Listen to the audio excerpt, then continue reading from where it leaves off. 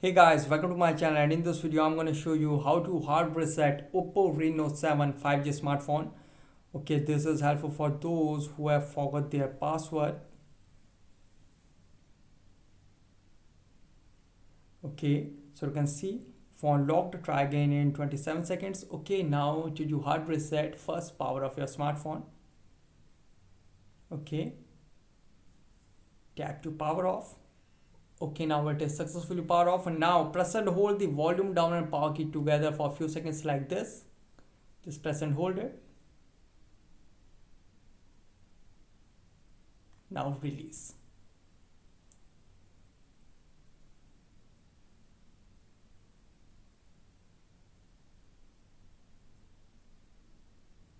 So you can see, now select the language. Now the volume key is to move up and down, and power button to confirm, or you can use the touch feature. Okay, now select the English.